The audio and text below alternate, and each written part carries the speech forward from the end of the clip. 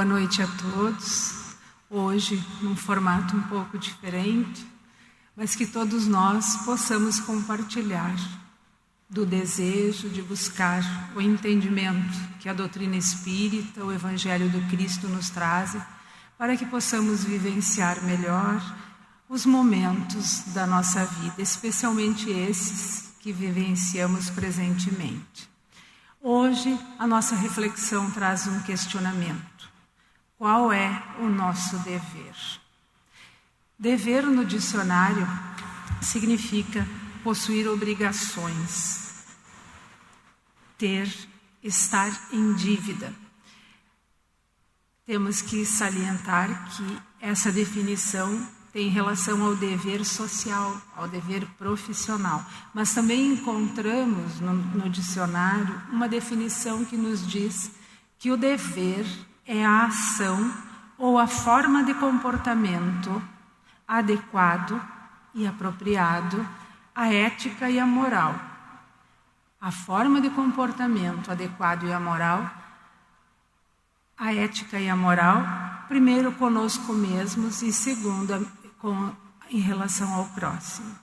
Nesse sentido, nós vamos relacionar esta definição de dever com um texto que nós encontramos no Evangelho segundo o Espiritismo, capítulo 17, item 7, que se intitula O Dever, e é uma mensagem do Espírito Lázaro, enviada em Paris, no ano de 1863. E ele nos fala que o dever é uma obrigação moral da criatura para consigo mesmo primeiro e para com os outros em seguida. Que o dever é lei da vida. Como nós podemos pensar o dever na lei da vida como uma obrigação moral que nós temos diante de todas as atitudes ou das formas de comportamento, como a definição do dicionário nos traz, que nós adotamos para as nossas atitudes no dia a dia. Como nós podemos fazer com que essas atitudes do dia a dia sejam e reflitam a nossa obrigação moral perante nós mesmos e perante os outros.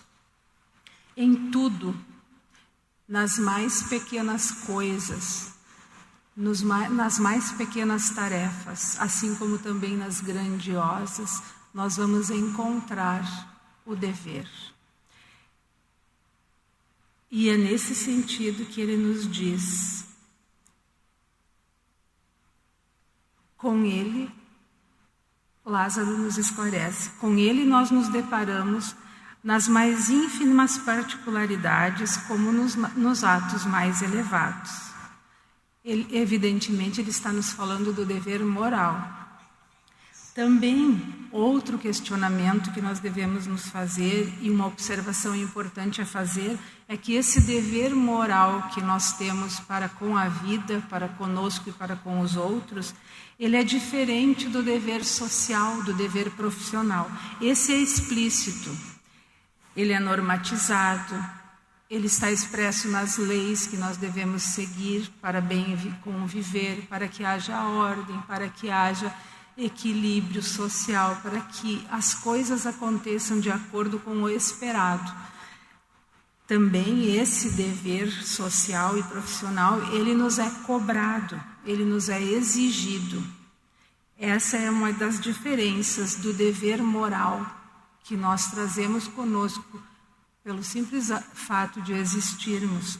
O dever moral é de foro íntimo. E nesse sentido, Lázaro nos diz o seguinte: não têm testemunhas as suas vitórias e não estão sujeitas a repressões as suas derrotas. O dever íntimo do homem fica entregue ao seu livre arbítrio.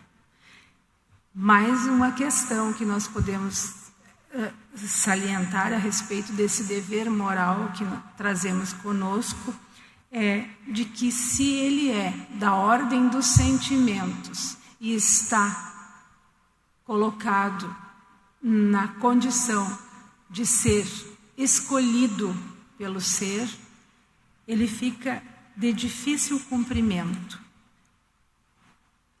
Porque Lázaro também nos diz, porque na ordem dos sentimentos o dever é difícil de cumprir-se, porque se acha em antagonismo com as atrações do interesse e do coração. Então, o dever moral, que é inerente a todos nós, que todos nós temos perante a vida, perante nós e perante os outros. Muitas vezes nós não conseguimos cumprir esse dever, mesmo conhecendo esse dever. Talvez o nosso livre-arbítrio não nos permita fazer a escolha correta, porque nós nos deixamos envolver por interesses, por nossas vontades, por valores contrários àqueles que realmente nós deveríamos buscar. Nós sempre sabemos o que nós fazemos, nós sabemos o que nos move para que tenhamos determinadas atitudes. Ou seja, cada um de nós conhece a intenção dos nossos atos, mas essa intenção não é exposta, essa intenção é oculta. E nesse sentido é de que fica difícil, segundo Lázaro, nós cumprirmos fielmente o nosso dever moral quando ele está em desacordo com aquela nossa vontade de fazer algo diferente, com os nossos interesses, quando a consciência ainda é impotente para nos impelir a tomarmos as atitudes adequadas. Nesse sentido, ele diz: o aguilhão da consciência, guardião da probidade interior, que a nossa consciência que nos acusa, nos diz o que é certo e o que é errado. Ela adverte e sustenta, mas muitas vezes mostra-se impotente diante dos sofismas e da paixão. Nós nos deixamos envolver pelas questões do mundo, pelos nossos desejos, pelas nossas vontades e deixamos de lado o nosso dever, o dever moral. Divaldo Pereira Franco, num artigo escrito para o jornal À Tarde, no dia 30 de setembro de 2015, ele comenta uma argumentação de Mário Sérgio Cortella, que é um educador, um escritor brasileiro, que diz assim: 3 itens são muito importantes para um comportamento saudável do cidadão: querer, poder e dever.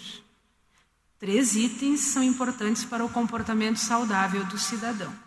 Vamos pensar no comportamento saudável, algo que possa nos trazer a felicidade, a paz que nós buscamos, a harmonia, o bem-estar no dia a dia. Querer, poder e dever. Isso porque nem tudo o que nós queremos, nós podemos. E nem tudo o que nós queremos e podemos, nós devemos. Parece um paradoxo, mas se nós não observarmos e nós não examinarmos as possibilidades do nosso querer diante do poder e do dever, aquilo que eu quero pode ser feito ou deve ser feito, nós vamos acarretar muitas derrotas, mais derrotas do que vitórias em decorrência das nossas escolhas.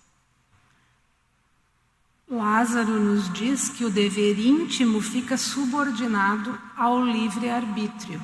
Nós podemos escolher. Quando nós queremos, nós não precisamos nos perguntar se nós podemos ou se nós devemos. Deus nos deu o livre-arbítrio, mas também nos submete à lei de causa e efeito, que todas as escolhas que nós fazemos têm uma consequência lógica, têm uma consequência. E nesse sentido é que nós devemos buscar compreender melhor quais os nossos desejos, as nossas vontades, qual é o nosso querer e o que ele vai nos trazer de consequências. Nesse sentido, quando nós falamos no livre-arbítrio, o livre-arbítrio não é algo que foi dado simplesmente para o homem usar de qualquer forma. À medida que nós vamos nos desenvolvendo, que nós vamos adquirindo consciência, que nós vamos adquirindo a ciência que a razão nos traz a respeito das coisas da vida, nós temos que sim parar e escolher de uma forma que a consequência nos seja benéfica. Nesse sentido, na questão 780 do Livro dos Espíritos, ele nos diz, os Espíritos nos dizem, essa questão está relacionada à lei de progresso. E os Espíritos nos esclarecem que o progresso moral acompanha sempre o progresso intelectual. Que por isso, muitas vezes, nós ainda não sabemos fazer as escolhas certas, mas que nós temos que buscar fazer as escolhas certas, talvez mesmo errando. Na questão 780, a pergunta é: o progresso moral acompanha sempre o progresso intelectual? E a resposta é: decorre deste, mas nem sempre o segue imediatamente. E nesse sentido é que eles nos dizem como que pode o progresso intelectual engendrar o progresso moral, que é essa compreensão do nosso dever moral, que é um pouco mais aprofundado do que a compreensão intelectual apenas das leis sociais, das leis que nos envolvem no dia a dia, nas questões de relação e nas questões do trabalho, por exemplo.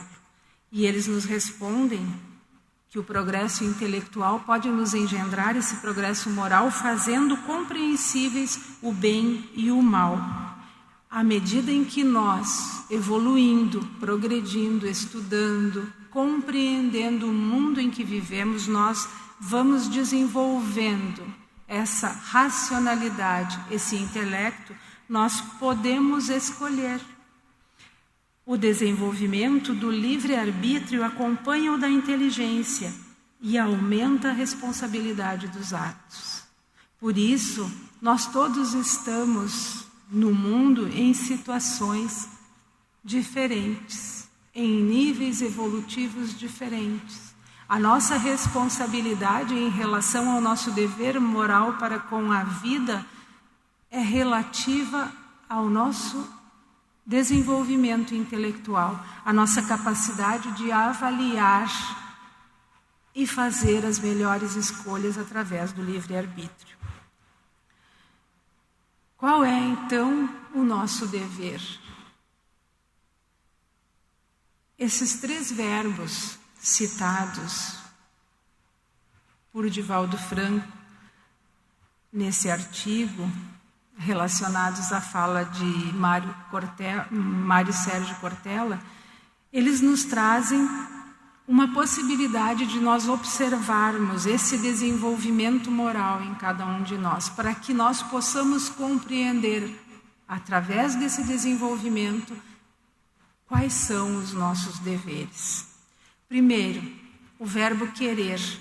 Quando nós apenas queremos, nós fazemos escolhas com base nos nossos desejos, nas nossas sensações, no imediatismo, no consumismo, nas coisas e no prazer que as coisas nos trazem.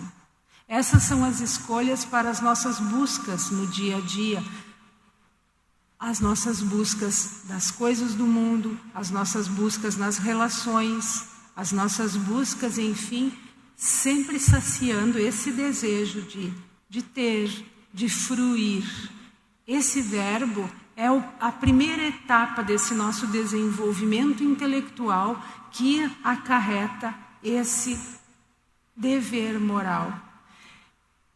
Muitas vezes, também o querer simboliza aquela fuga da dificuldade. Nós queremos muito ter filhos, mas quando Deus nos alcança um filho seu para que cuidemos deles, nós terceirizamos as dificuldades, o trabalho, a educação. e abandonamos aquela tarefa tão digna que é levar aquela alma pelo caminho da vida para que se aprimore, para que busque as virtudes, para que retorne ao Pai no dia da volta melhor do que chegou. Também muitas vezes fazemos escolhas na vida baseadas no interesse, na busca dos bens materiais. Por exemplo, quantas vezes nós identificamos em nós um talento, uma tendência para uma profissão digna e nobre, mas escolhemos uma que nos proporciona mais dinheiro, mais recursos materiais, deixando de lado aquele talento que talvez fosse o nosso dever descobrir, desabrochar, trabalhar nessa encarnação. Muitas vezes assumimos relacionamentos amorosos sem pensar, sem o comprometimento adequado. E quando as dificuldades surgem, culpamos o outro de que ele não nos faz feliz, de que ele é uma pessoa difícil, ou ela, e fugimos das responsabilidades de transformar um relacionamento difícil numa relação harmoniosa, fazendo assim talvez com que aquela situação fosse o nosso dever de nos reconciliarmos com alguém do nosso passado. Muitas vezes nós não buscamos o nosso aprimoramento espiritual, nós não buscamos os recursos para a compreensão da nossa vida, para que possamos intelectualmente e depois moralmente evoluirmos e buscarmos o que é melhor para nós e que nos trará o bem, buscando numa casa espírita, num templo religioso, essa proximidade com Deus, essa interiorização de nós mesmos, a busca da nossa essência espiritual. É mais fácil, é mais simples darmos desculpas. Hoje não tenho tempo, amanhã está chovendo, recebemos visitas e assim vamos deixando as nossas obrigações e os nossos deveres para depois. Essa é a fase em que nós nos deixamos levar pelo verbo querer.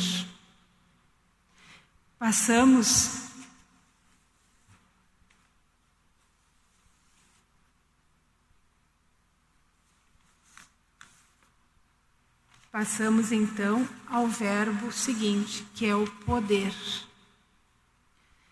Quando nós queremos, nós não nos questionamos se aquilo que nós queremos faz mal para nós, faz mal para o outro e qual a consequência do nosso querer. Num segundo momento, numa segunda etapa, que nós nos voltamos para o verbo poder, já nós demonstramos um estágio em que há uma análise. O que eu quero, eu posso? Sem interferir no direito alheio, aquilo que eu estou buscando, que eu estou querendo, vai me trazer consequências adequadas à moral e à ética? Já limitamos o nosso agir. Aí nós fazemos escolhas. Nesse momento em que eu penso aquilo que eu quero, posso? Eu já me questiono a respeito da possibilidade e dessa submissão à lei. Nós nos submetemos às leis na medida do nosso conhecimento, do nosso desenvolvimento e do nosso progresso. As leis divinas também.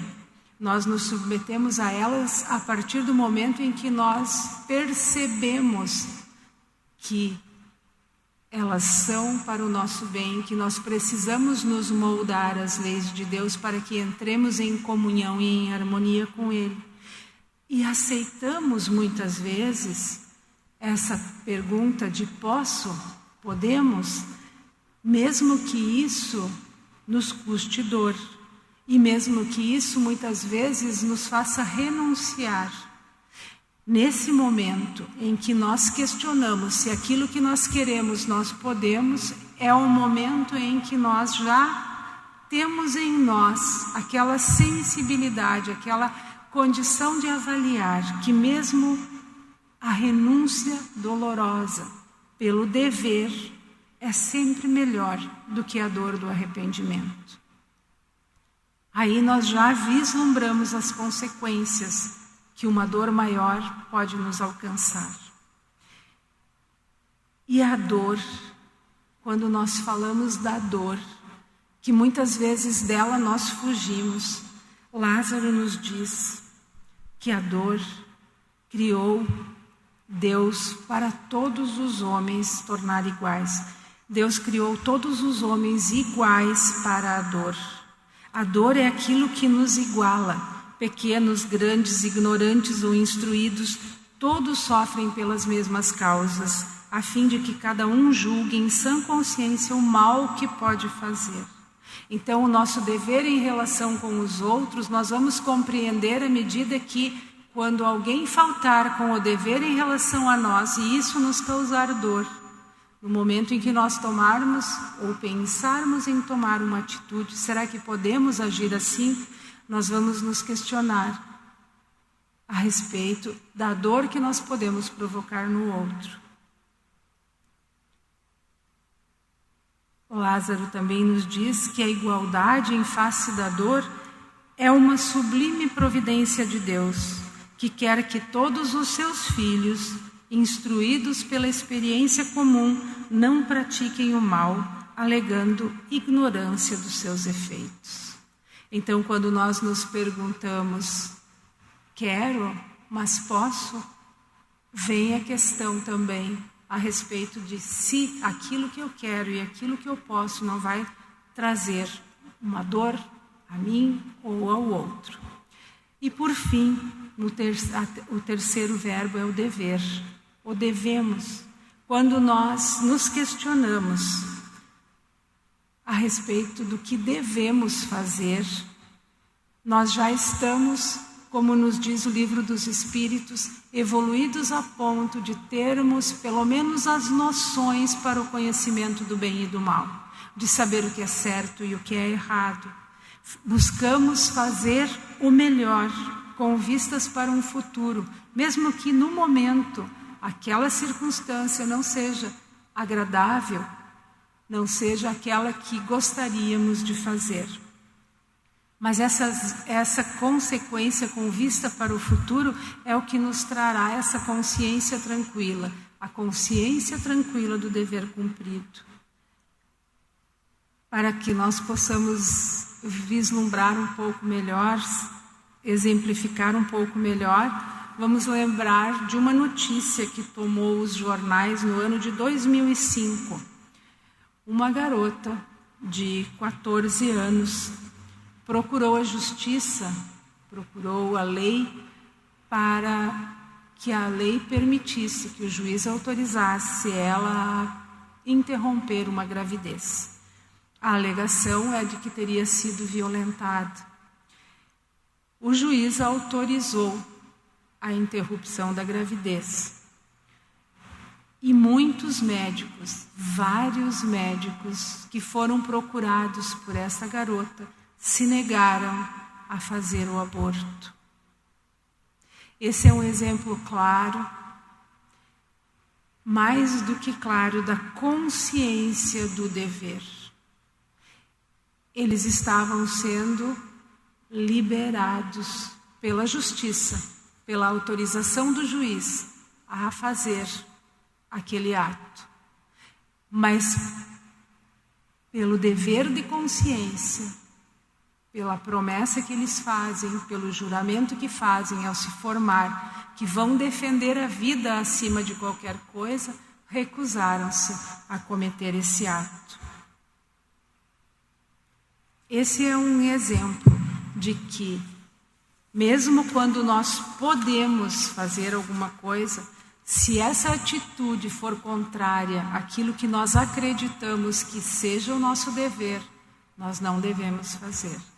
Por isso, cada um de nós cumpre o seu dever, na medida que o compreende. O senso do dever vem com esse aprendizado das leis da vida. o Espírito Lázaro nos diz, nesse mesmo texto, que o dever é o mais belo laurel da razão. Descende desta, como de sua mãe, o filho. Ou seja, o nosso senso de dever, a nossa capacidade de identificar aquilo que é o nosso dever, nós alcançamos, nós encontramos na experiência, no conhecimento, nas lições que a vida nos oferece, que o estudo nos oferece.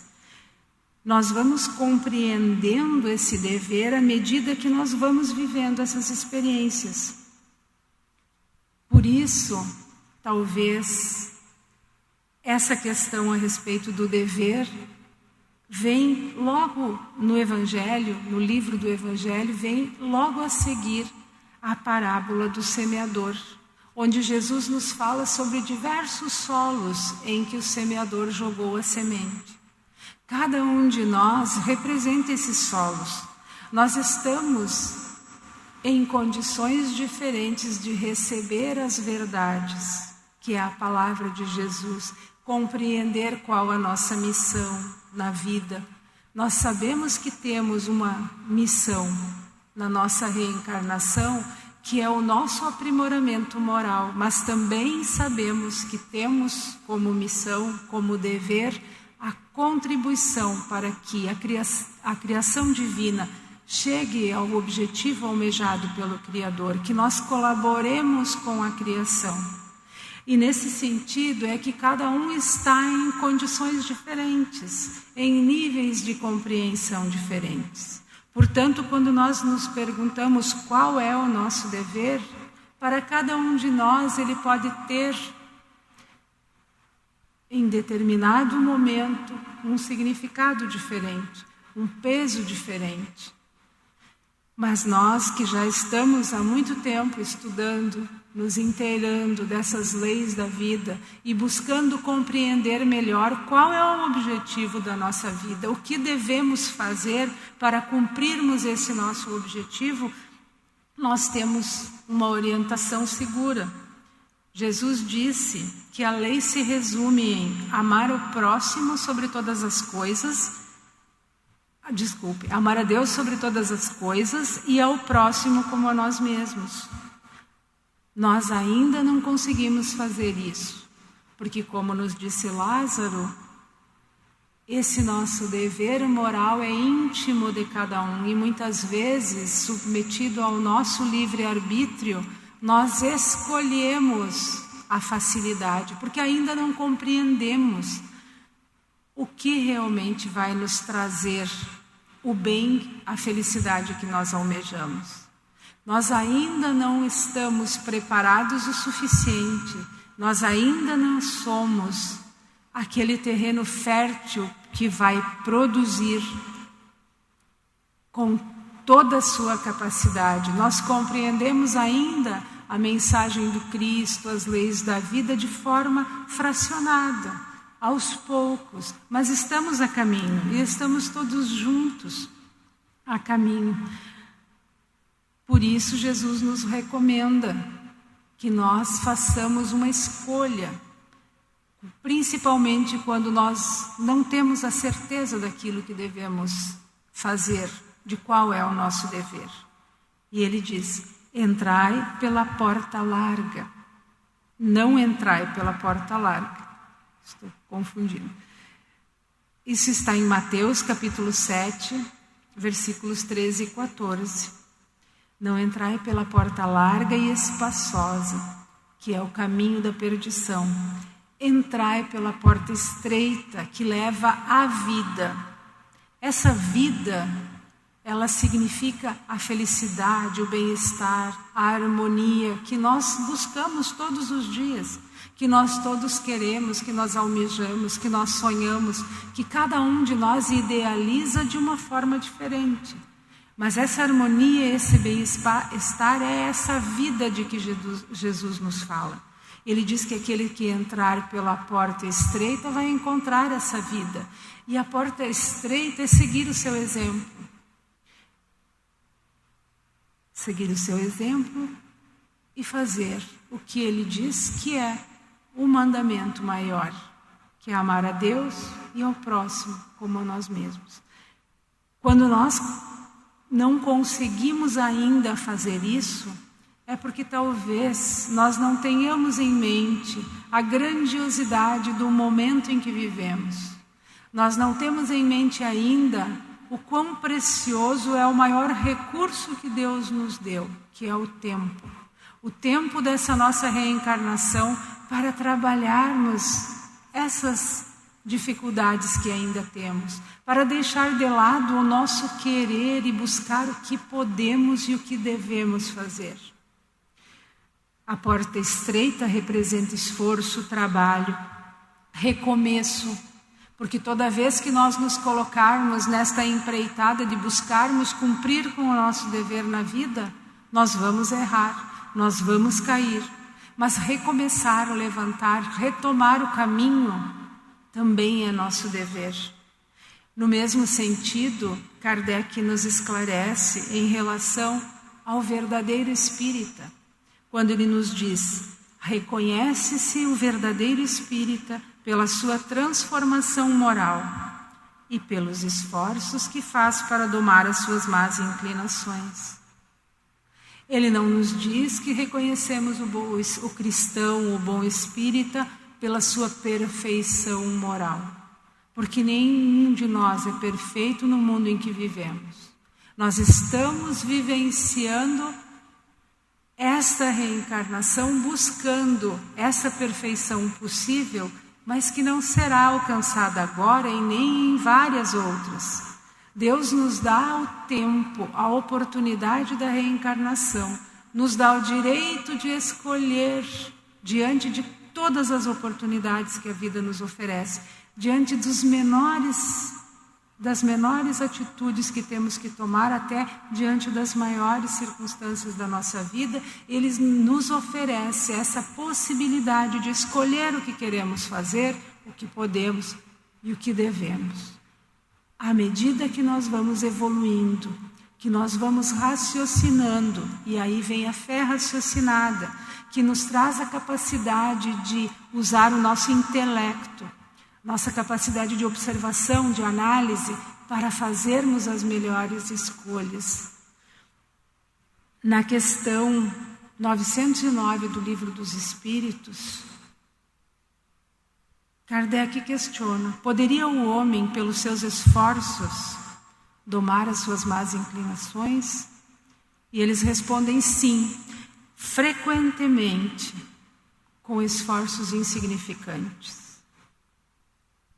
O que falta é vontade. E ainda fazem uma exclamação: ah, quão poucos de vós fazem esforços.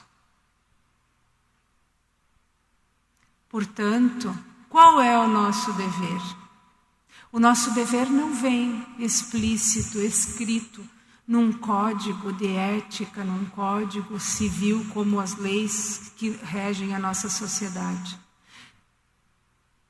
O nosso dever está escrito na nossa consciência e nós devemos auscultar a nossa consciência de forma clara, de forma verdadeira, para que nós possamos tomar atitudes adequadas, para que nós possamos cumprir o nosso dever, que muitas vezes não é nada grandioso. A nossa vida tem nuances tão pequenas às vezes, em que a nossa atitude vai fazer uma diferença muito grande logo ali adiante. Nas mais insignificantes, aparentemente insignificantes atitudes da nossa vida, vamos buscar cumprir o nosso dever conosco, com o próximo e com Deus. Ao abrirmos os olhos de manhã, vamos agradecer ao Pai por estarmos encarnados, por estarmos nesse caminho, nesse aprendizado. Quando nós vivenciarmos uma situação dolorosa, vamos fazer sem estardalhaço, sem reclamação, para que possamos cumprir o nosso dever de aceitar as dificuldades da vida, compreendendo que elas também nos auxiliam nesse aprendizado do que devemos fazer, do que devemos buscar. E também exemplificaremos aos nossos irmãos que caminham conosco a resignação tão necessária. Abster-se da crítica. Quantas vezes nós criticamos pelo simples fato de não concordarmos com as ideias dos outros. Mas nós temos que ter em mente que todos nós acreditamos nas nossas verdades, naquilo que as experiências da vida de cada um lhes oferece como sendo uma verdade, como sendo uma possibilidade. Então, respeitar o outro, assim como nós gostamos que nos respeitem. Praticar a indulgência é deixar a crítica de lado, é não julgar. E aos poucos, muito aos poucos, num exercício contínuo, lento, mas com esforço, com dedicação, não copiar mais os outros, buscar dentro de nós a nossa individualidade. Cada um de nós tem o seu valor, tem seus valores, tem seu aprendizado, tem sua caminhada. E cada um de nós, por mais simples e ignorante que possa parecer diante dos nossos olhos, tem algo a nos ensinar. Assim como nós, se muitas vezes nos consideramos assim, simples, pequenos, insignificantes, temos sempre algo a mostrar, a ensinar aos irmãos que caminham conosco. Não imitar, sermos autênticos, agirmos de acordo com aquilo que queremos, baseados no que podemos e principalmente no que devemos, segundo o que a nossa consciência nos diz. Não fazer o que o outro diz simplesmente porque é moda ou porque todos fazem. Refletir, analisar, raciocinar. Assim, nós vamos aprendendo a buscar em todas as atitudes da nossa vida o nosso dever. E ele não vai mais nos parecer uma obrigação. O nosso dever vai nos parecer simples, tranquilo, aquilo que nós não apenas devemos fazer, mas ele se transformará naquilo que nós queremos, que nós desejamos. E aquilo que nós queremos e desejamos será exatamente aquilo que nós devemos fazer. Porque aí estaremos aos poucos entrando nessa harmonia com o Criador, com as suas leis, com aquilo que nós buscamos, que é a felicidade possível neste mundo. Não podemos nos esquecer também de que a nossa caminhada é ascensional. Nós seguimos progredindo depois desta reencarnação, de mais outra, por mais que nós logremos usar o tempo para nos aperfeiçoarmos muito, nós ainda temos uma caminhada muito grande. Mas até o fim, até chegarmos à nossa perfeição relativa, que é o nosso destino, o dever não nos abandonará. Ele está íncito, ele está conosco desde o início e ficará conosco até o final. E para encerrar, vamos encerrar com as palavras de Lázaro. O dever cresce e irradia sob mais elevada forma em cada um dos estágios superiores da humanidade. Jamais cessa a obrigação moral da criatura para com Deus. Tem essa de refletir as virtudes do Eterno. Como num espelho, teremos que ser o reflexo das virtudes do Eterno, que não aceita esboços imperfeitos, porque quer que a beleza da sua obra resplandeça aos seus próprios olhos. Não é uma perspectiva belíssima para nos colocarmos dispostos a olhar para as nossas atitudes, olhar para os nossos amigos, para a nossa família, para o nosso trabalho, e vermos nessas relações, nas nossas atitudes, nas relações que temos, onde está o nosso dever. O que podemos fazer, o que podemos modificar, o que podemos buscar, o que podemos aprimorar, para que possamos começar a refletir as virtudes do Eterno. Que o nosso dever não nos assuste, não nos constranja, e que não seja o último verbo naquela sequência de verbos em que devemos atentar para que tenhamos, como nos disse o Cortella, um comportamento saudável do cidadão. Nós queremos e devemos buscar mais do que isso. Nós queremos e devemos buscar o nosso aprimoramento moral. Qual é o nosso dever? São todos aqueles que nós passamos a compreender, são aqueles que a nossa razão nos diz, que a nossa consciência nos alerta de que devemos fazer daquela maneira. Que nós possamos fazer escolhas baseadas no nosso conhecimento, que nós possamos fazer escolhas e deixar de lado o egoísmo, a vaidade, aquelas coisas todas que nós sabemos já não nos levam a nada. Mas apesar de saber, nós ainda não trouxemos para dentro de nós. E ainda vivenciamos situações que nos trazem dificuldade, que nos trazem dor. E deixamos de lado os deveres que aparentemente são obrigações e seriam coisas pesadas e difíceis, mas que na verdade nos trazem esses louros de que Lázaro nos fala. O dever é o mais belo laurel da razão. Vamos tentar buscar essa coroa de louros para a nossa consciência.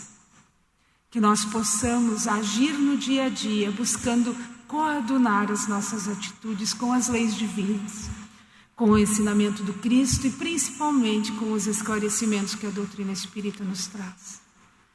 Agradeço a todos pela atenção e a Deus pela oportunidade.